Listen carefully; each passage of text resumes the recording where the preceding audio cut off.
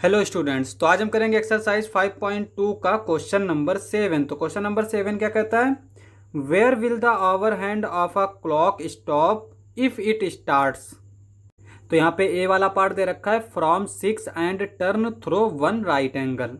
तो यहाँ पे कह रहा है कि अगर आवर वाली हैंड है, यानी आवर वाली अगर जो सुई है वो अगर 6 से स्टार्ट करे और 1 राइट एंगल चले तो वो कहाँ पे पहुँच जाएगी। तो यहाँ पे हम पहले घड़ी बना लेते हैं। ये हो जाएगा 12, ये 6, ये 3, ये 9, 1 2 4 5 7 8 10 11। अब यहाँ पे एक चीज देखो, जैसे यहाँ पे अगर हमारी आवर वाली सुई है 12 पे, ठीक है, और ये यहाँ से चलती है और चलते चलते चलते चलते फिर 12 पे आ जाती है, तो इसने कितने स्टेप्स चले, 12 से 1 पे गया 1 स्टेप, 1 से 2 पे गया 2 step, 3 step, 4 step, 5 step, 6 step, इस तरह से ये 12 स्टेप्स चलती है। और ये 12 से स्टार्ट होके 12 पे पहुंच गए तो इसने कितना एंगल बना लिया, 360 डिग्री। तो इसका मतलब ये हुआ कि 12 steps is equals to 360 degree.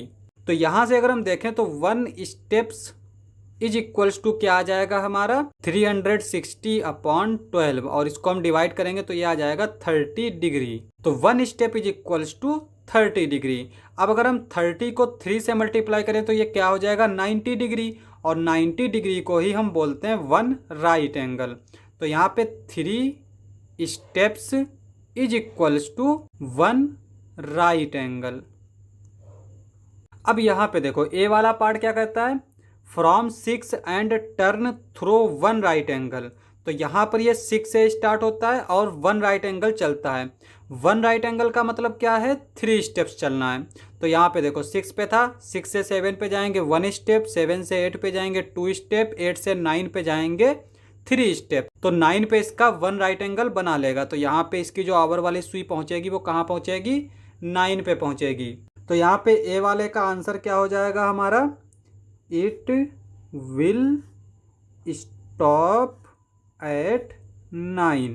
तो यहाँ पर ये 9 पे रुकेगी। अब हम बी वाला पार्ट देख लेते हैं। बी वाला पार्ट कहता है from 8 end turn through 2 right angles. यानी 8 पे हमारी ये आवर वाली सुई है और यहाँ से ये जो है वो 2 राइट एंगल्स चलता है। अब अगर 1 राइट एंगल बनाना है तो कितना स्टेप्स चलना पड़ेगा, 3 स्टेप्स। तो यहाँ पे 8 पे था, 8 से गया 9 पे 1 स्टेप, 9 से 10 पे 2 स्टेप, 10 से 11 पे 3 स्टेप्स। तो यहाँ पर इसने 1 राइट एंगल बना लिया। अब चूंकि इसको 2 राइट एंगल बनाना है तो हम यहाँ से भी फिर 3 स्टेप्स काउंट कर लेते हैं। 11 से 12 पे गया 1 स्टेप, 12 से 1 पे गया 2 स्टेप, 1 से 2 पे गया 3 स्टेप्स। तो यहाँ पे ये कहाँ पे आवर वाली सुई रुकेगी, 2 पे। तो यहाँ पे भी इसने 1 राइट एंगल बना लिया। तो यहाँ पे एक 1 राइट एंगल था, एक यहाँ पे राइट एंगल था, दोनों को ऐड करेंगे तो ये क्या हो जाएगा, 2 राइट एंगल। तो आवर वाली सुई जो है वो हमारी कहाँ पे रुकेगी, 2 पे रुकेगी। तो यहाँ पे हम आंसर लिख लेंगे। आंसर हमारा क्या हो जाएगा बी वाले का, इट विल स्टॉप एट 2। अब हम सी वाला पार्ट देख लेते हैं। सी वाला पार्ट हमारा क्या दे रखा है, from 10 end turn through 3 right angles.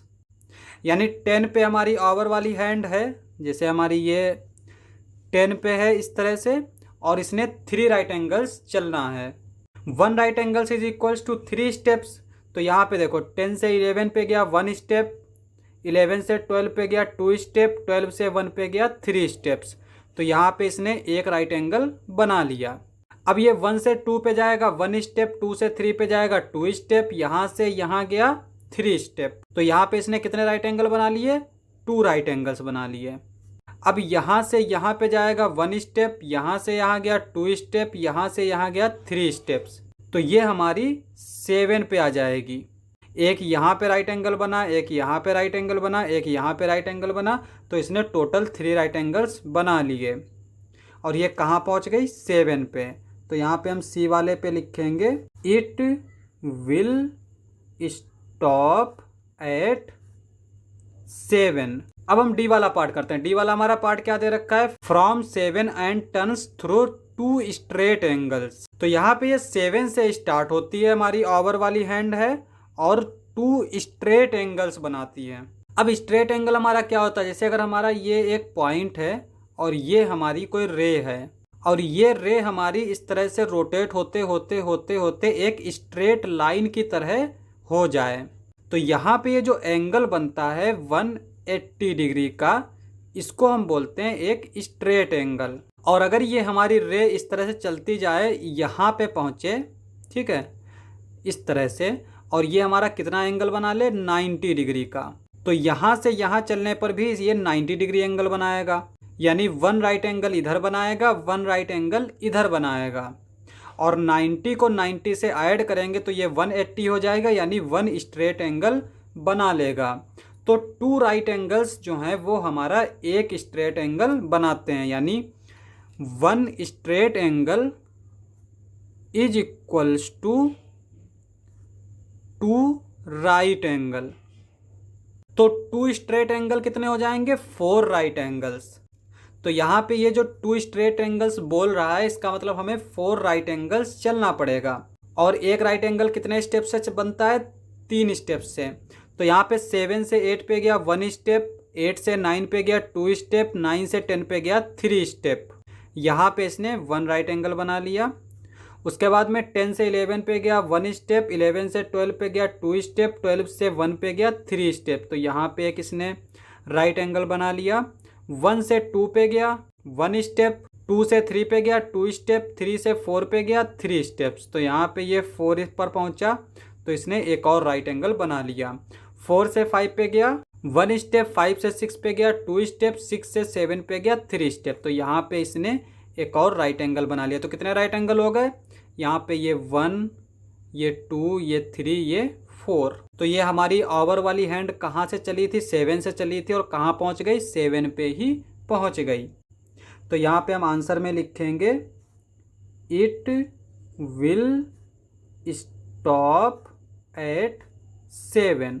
Question समाप्त। नेक्स्ट लेक्चर में करेंगे नेक्स्ट क्वेश्चंस। आज के लिए बस इतना ही।